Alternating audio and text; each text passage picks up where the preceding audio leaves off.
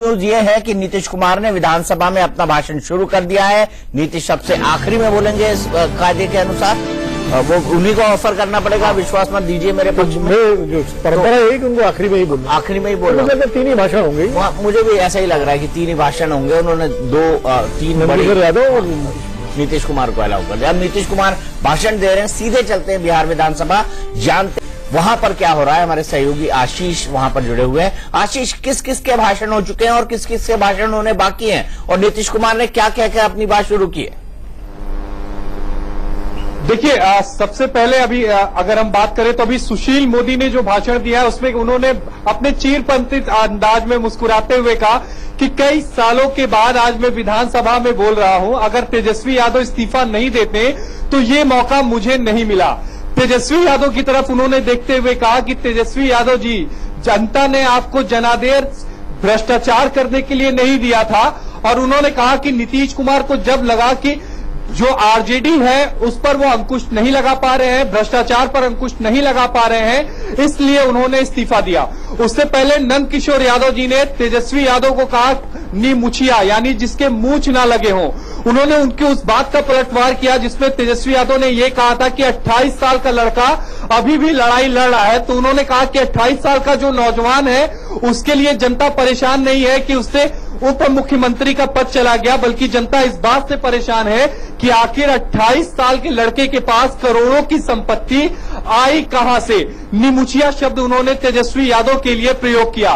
उसके बाद कांग्रेस की तरफ से सदानंद सिंह ने अपनी बात को रखा। सदानंद सिंह ने कहा यह बेहद दुखद है कि जिसके खिलाफ, यानी बीजेपी के खिलाफ हमने महागठबंधन बनाया था और उस महागठबंधन को तोड़कर वापस जेडीयू जो है वो बीजेपी के साथ मिल गई। उन्होंने ये भी साफ कर दिया कि ये बेहद दुखद है।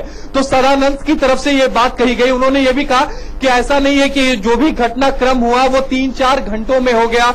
जिस तरह से नीतीश कुमार शाम को राजभवन जाते हैं, इस्तीफा देते हैं, फिर बीजेपी के नरेंद्र मोदी ट्वीट करते हैं, ये केवल 4-5 घंटों का समीकरण नहीं है।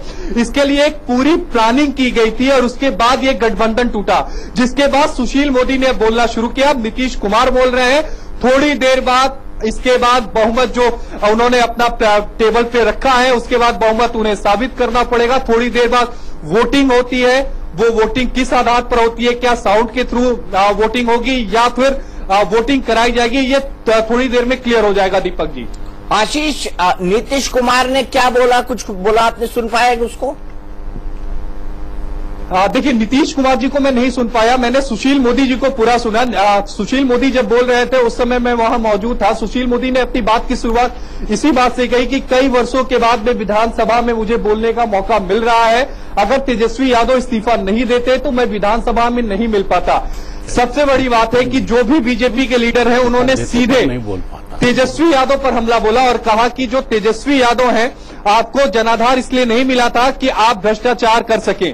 और नीतीश कुमार के इस्तीफे पर भी सुशील मोदी ने कहा कि नीतीश कुमार ने इस्तीफा इसलिए अपना दिया क्योंकि वो भ्रष्टाचार पर अंकुश लगाने में सफल नहीं हो पा रहे थे। ये एक बड़ी वजह थी कि जिसकी वजह से उन्होंने इस्तीफा दिया था।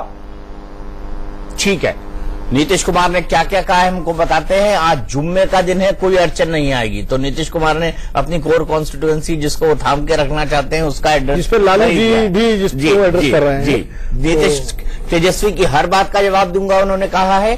नीतीश कुमार विधानसभा में बोल रहे हैं आज जुम्मे का दिन है, आज जो है किसी भी तरह की अड़चन नहीं आएगी, ये नीतीश कुमार ने कहा है। अपनी कॉन्स्टिट्यूएंसी को दोनों एड्रेस कर रहे हैं। आरजेडी अहंकार में जीती है, आज जुम्मे का दिन है, अड़चन नहीं चाहता किसी भी तरह की, नीतीश कुमार ने कहा है। और जो सबसे बड़ी बात की तेजस्वी की हर बात का जवाब दूंगा। आशीष, आप तुरंत फुरत चक्कर लगाकर आइए विधानसभा का। हम आपसे फिर जुड़ेंगे 5 मिनट के बाद या 7 मिनट के बाद। आप एक फिर चक्कर लगा के आइए। लेकिन इस भाषण का क्या मतलब निकालते हैं? सुशील मोदी का भाषण मुझे लग रहा है तेजस्वी से थोड़ा कमजोर रहा। निश्चित रूप से कमजोर रहा। शायद वो बोलना भी बहुत नहीं चाहते होंगे और ये कहने का कोई मतलब नहीं है कि इस्तीफा दे देते तो मुझे अवसर नहीं, क्योंकि अवसर तो आपने बना लिया था और अवसर अब लग रहा है कि आपके अवसर बनाने में कहीं न कहीं नीतीश कुमार का भी रोल था, क्योंकि नीतीश कुमार भी आपको पार्टनर के तौर पे देखना चाहते थे। केंद्रीय नेतृत्व तो आपको कहां खड़ा कर रहा था, पिछले विधानसभा चुनाव में बहुत साफ दिख गया था कि केंद्रीय नेतृत्व सुशील मोदी को नहीं चाहता है। लेकिन इस बार अगर सुशील मोदी की वापसी हुई है बीजेपी के साथ, तो कहीं ना कहीं मुझे लगता है कि उसमें नीतीश कुमार की अपनी पर्सनल पसंद और सेंट्रल लीडरशिप उनकी पसंद के हिसाब से मान जाने की बात है। तो इसलिए वो तेजस्वी को उसका श्रेय देना या उनके इस्तीफे को श्रेय देने की जरूरत नहीं है। सीधी बात करते कि हम आए हैं और कायदे से उनको कहना था कि मेरे केंद्रीय नेतृत्व का वही धन्यवाद लेकिन वो तेजस्वी को धन्यवाद दे, तेजस्वी को इसका श्रेय देने की जरूरत नहीं। वो राजनीतिक भाषा है, वो भाषण की एक बात के भाव में शायद नहीं। दीपक, एक जो बात आप शुक्रवार वाली बोल रहे थे, कल जब शपथ ग्रहण हो रहा था तो मुझे अंदर से ये लग रहा था बार बार कि जय श्री राम के नारे न शुरू हो जाएं, जैसा राष्ट्रपति के समय हुए नारे लगे हैं। हाँ, लगे आप तो सुनाई नहीं दिया। नारे लगे। मैं तो बैठा हुआ था उस समय चैनल में, तो बाकायदा राजभवन में जय श्री राम के नारे वैसे ही लगे जैसे राष्ट्रपति के शपथ ग्रहण में लगे थे। वाह, तो इसीलिए कि हे राम से जय श्री राम तक आ गए नीतीश कुमार। तो तब शुक्रवार का या जुम्मे को याद करने का कोई मतलब नहीं रहता। चलिए सीधे चलते हैं नदीम जावेद के पास। नदीम जावेद, आप इसको राहुल गांधी की ऐतिहासिक भूल नहीं कहेंगे?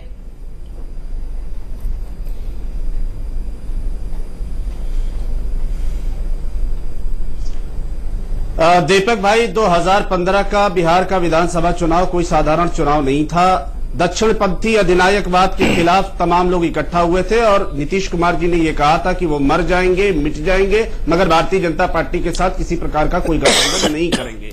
लेकिन और नीतीश कुमार जी पर डीएनए का सवाल जिस तरह से नरेंद्र मोदी जी ने उठाया था और जिस तरह से उन्होंने जवाब दिया था, हमें यह लग रहा था कि वैचारिक धरातल पर यह गठबंधन है और इस तरह से नरेंद्र मोदी के खिलाफ, उनकी राजनीति के खिलाफ और उस तरह के विचार के खिलाफ लोग लड़ाई लड़ने का काम करेंगे।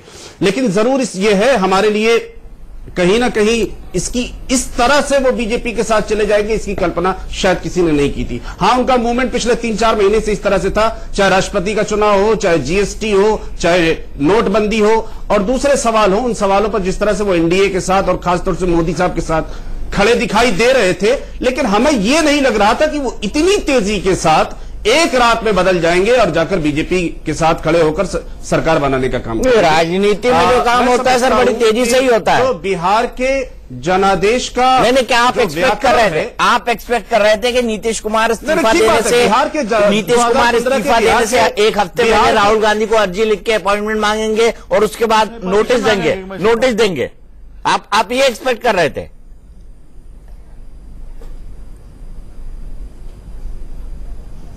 नहीं, हमें यह लग रहा था कि नीतीश कुमार जी की कुछ क्रेडिबिलिटी है, कम से कम उसका वो लिहाज करेंगे और जो बिहार के जनादेश का व्याकरण है उसको इस तरह से कम परिभाषित करने का काम नहीं करेंगे। मैं समझता हूं जिस तरह से लोकतंत्र के द्रौपदीकरण करने का काम नीतीश कुमार जी ने किया है, शायद हिंदुस्तान के इतिहास में कम मिलता है कि आप रातों रात चले गए एक दूसरे दल के पास और बिहार की जनता ने जो जनादेश दिया था उस जनादेश का आपने इस तरह से अपमान करने का काम किया है। अरे कांग्रेस की सरकार थी सर, गोवा में स्पीकर ने पार्टी बदल ली थी। आपको याद नहीं है? गोवा में स्पीकर ने पार्टी बदल ली थी।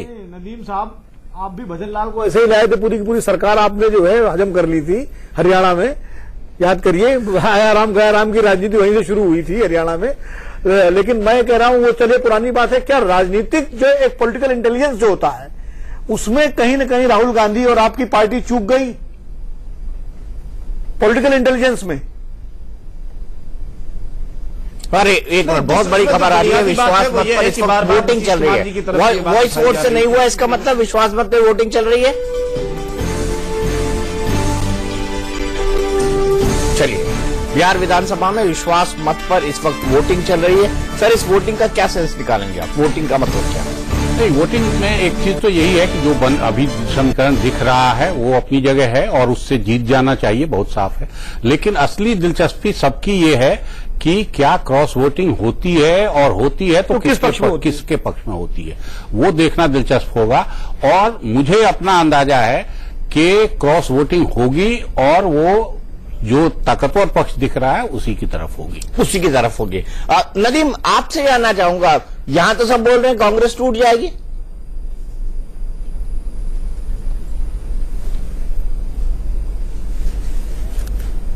नहीं, कांग्रेस के टूटने का कहीं से कोई सवाल पैदा नहीं होता। हमारे जितने विधायक हैं सब इकट्ठा हैं, पूरी जिम्मेदारी के साथ महागठबंधन का हिस्सा रहे हैं। आरजेडी, कांग्रेस पार्टी और तमाम जो सेकुलर और प्रोग्रेसिव लोग हैं वो एक साथ वोट करने का काम करेंगे। और हम समझते हैं कि अंतरात्मा की आवाज पर भी बहुत सारे लोग हमारे मोर्चे के साथ वोट करने का काम करेंगे। सर, राजनीति में कोई अंतरात्मा की आवाज बची है क्या, आपको लगता है? नीतीश जी ने भी अंतरात्मा की आवाज पे इस्तीफा दिया है नहीं, निश्चित रूप से बहुत।